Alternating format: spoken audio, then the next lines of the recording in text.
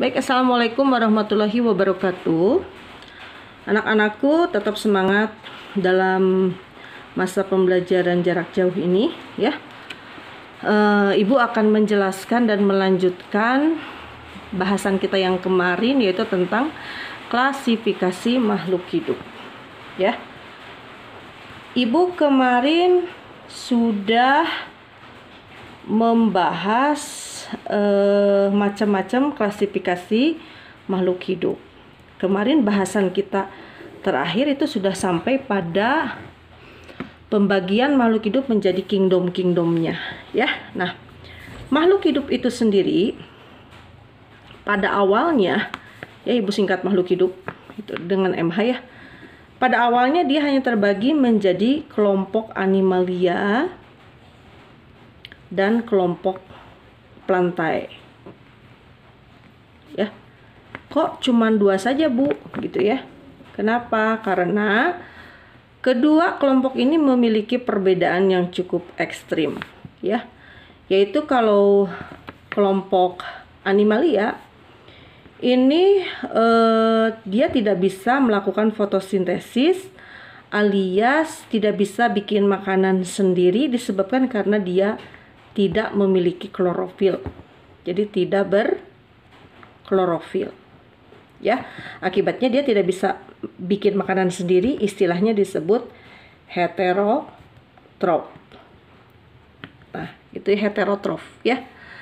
Sedangkan plantae itu dia berklorofil. Nah, kalau berklorofil berarti dia bisa bikin makanan sendiri, disebutnya istilahnya adalah autotrof. Ya, animalia ini contohnya kita manusia, ya. Kemudian banyak sekali golongan animalia, ya.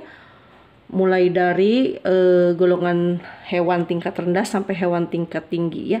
Kalau kita manusia digolongkan dengan hewan-hewan lain yang sudah sangat kompleks sistem fisiologis di dalam tubuhnya, sehingga kita dikategorikan ke dalam animalia tingkat tinggi, ya. Jadi bukan sederhana lagi. Banyak, ya, kelompok animalia itu mulai dari porifera, solenterata, kemudian kelompok cacing-cacingan, platyhelminthes, nematelminthes, dan lain sebagainya, ya. Kelompok animalia itu. Sedangkan plantae ini juga banyak macam-macamnya, ya, mulai dari golongan lumut, golongan paku, dan tumbuhan-tumbuhan lain yang ada di sekitar kita, ya. Kemudian kalau kita melihat plantae itu cenderung lebih kaku tubuhnya dibandingkan dengan animalia. Kenapa? Karena kalau plantae itu dia memiliki dinding sel, ya. Kalau animalia dia tidak punya dinding sel, sehingga tubuhnya cenderung lebih lentur dibandingkan dengan tumbuhan, ya. Kemudian berikutnya adalah baik animalia maupun plantae, dua-duanya itu bersifat multisel, ya. Multisel itu artinya memiliki banyak sel. Kemudian yang membedakan tumbuhan dan hewan juga salah satunya adalah lokomosi atau gerak, ya. Animalia umumnya dia bisa melakukan gerak berpindah atau gerak lokomosi, gitu ya, atau berpindah tempat, gitu ya. Sedangkan tumbuhan dia biasanya tidak bergerak, cenderung tidak melakukan gerak lokomosi, tidak bergerak, katakanlah demikian, ya. Padahal sebenarnya tumbuhan juga bergerak sih, ya, tapi geraknya bukan gerak berpindah tempat, ya. Tidak seperti hewan itu bisa melakukan gerak pindah tempat, tidak seperti tumbuhan mah kalau tidak dipindahkan ya tetap saja ada di situ, ya. Nah, itu golongan animalia dan plantae pada saat kita belum menemukan mikroskop. Hanya perbedaan-perbedaan itu mungkin yang bisa kita amati, ya. Kemudian dulu jamur itu masuk ke dalam golongan plantae. Kenapa? Karena jamur juga yang kita lihat sehari-hari, gitu ya. Jamur yang bisa kita lihat sehari-hari itu multisel juga, kemudian memiliki dinding sel karena tubuhnya kaku, ya. Kemudian ternyata dia juga tidak bergerak, sama dengan tumbuhan, gitu. Tapi dia tidak memiliki klorofil, sehingga dia bersifat heterotrof, maka si jamur dikeluarkan dari golongan Plantae dan dia dikategorikan ke dalam kelompok atau kingdom tersendiri, yaitu kingdom fungi ya. Jadi dia tidak berklorofil, kemudian sehingga dia bisa bersifat heterotrof, kemudian dia memiliki dinding sel gitu ya, sehingga tubuhnya kaku, dan dia juga tidak bergerak ya, tidak melakukan gerak lokomosi seperti hewan begitu ya. Tapi ternyata setelah mikroskop ditemukan, jamur itu tidak hanya kelompok yang multisel saja ya, ada juga beberapa kelompok jamur yang bersifat juga unisel. Jadi hanya memiliki satu sel saja pada tubuhnya. Ada juga kelompok jamur yang seperti itu ya. Nah, berikutnya masuklah kelompok berikutnya, yaitu kelompok protista ya. Nah, kok kelompok protista ini yang asalnya digabungkan dengan kelompok-kelompok yang lain, kenapa sih menjadi dipisahkan? Karena yang pertama ya, kelompok protista itu ciri utamanya itu kalau dia itu bisa bersifat unisel, bisa juga bersifat multisel ya. Tapi yang multisel ini dia belum memiliki organ. Nah, sehingga mengakibatkan kelompok protista berdiri sendiri, dipisahkan dari kelompok kingdom-kingdom yang lainnya ya. Unisel bisa, sekali lagi multisel juga bisa. Kemudian multisel ini dia belum memiliki organ, sehingga nanti protista itu pas dibagi-bagi lagi nanti ya, ibu penjelasan berikutnya, ada protista yang mirip animalia, ada protista yang mirip Plantae, ada protista yang mirip fungi gitu ya. Jadi dikeluarkan dari kelompok-kelompok yang lain ini karena ini dia belum memiliki organ. Nah, berikutnya kalau protista itu gimana? Kan tadi ibu bilang kalau protista itu nanti pada perkembangan berikutnya dia dibagi-bagi lagi menjadi 3 kelompok ya. Kelompok apa saja? Yaitu protista mirip hewan ya. Kalau mirip hewan berarti dia tidak memiliki klorofil. Kemudian dia bisa melakukan gerak lokomotif atau pindah tempat ya. Kemudian ada juga protista mirip tumbuhan. Ini golongan alga yang ini ya. Itu berarti dia berklorofil, memiliki dinding sel, multisel, tapi yang multisel ini belum memiliki organ. Tidak seperti tumbuhan. Kalau tumbuhan itu kan ada organ yang disebut daun, ada organ yang disebut akar, seperti itu ya.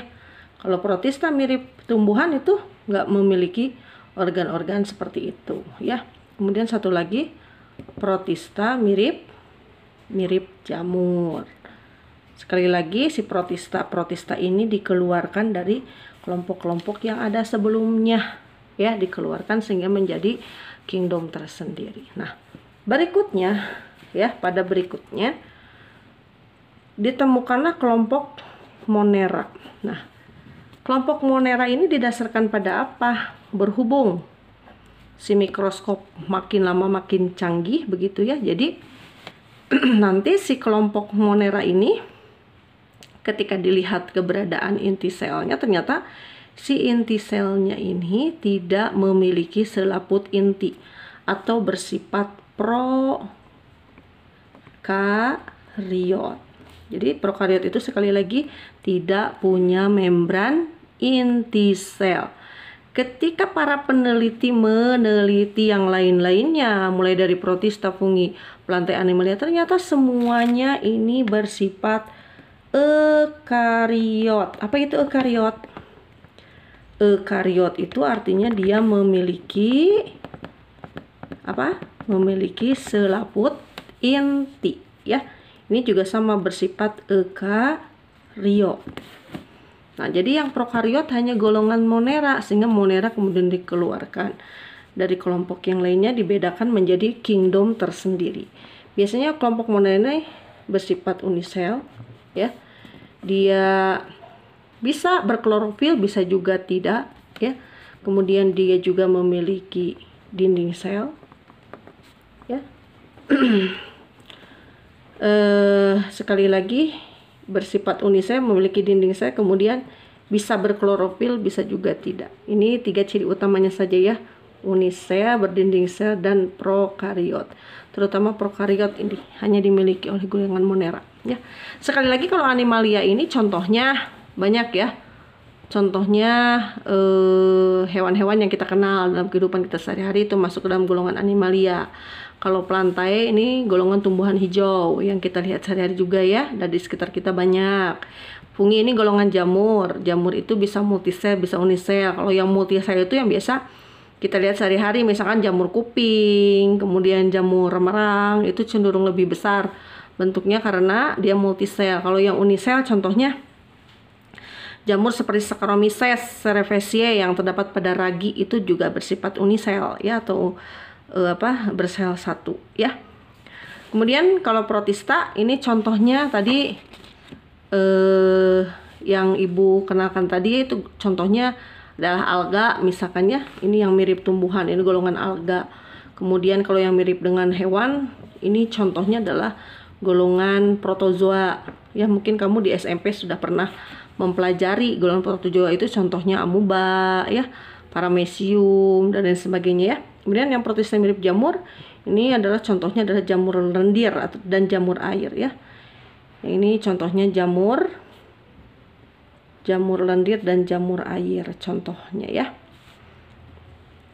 Sedangkan golongan Monera ini contohnya misalnya adalah alga biru misalkan ya. Atau contoh yang lainnya lagi adalah golongan Monera itu golongan bakteri. Baik anak-anak, itu sekilas tentang pembagian makhluk hidup menjadi 5 kingdom ya. Silahkan kamu nanti boleh dicatat hasil penjelasan dari ibu. Ini peta konsepnya, tinggal menyalin ya, tinggal menyalin. Nanti kamu berikan contoh-contohnya di pinggirnya ya. Di pinggirnya berikan contoh-contohnya. Oke. Nah, nanti pertemuan berikutnya atau pada video berikutnya ibu akan menjelaskan satu persatu secara umum saja ya, mulai dari animalia sampai dengan Monera, konsep-konsep esensialnya saja yang akan ibu jelaskan berhubung kita berada dalam kondisi darurat pembelajaran jarak jauh, sehingga makhluk hidup ini, klasifikasi makhluk hidup ini maksud ibu tidak bisa dijelaskan secara detail seperti pada kondisi normal ya.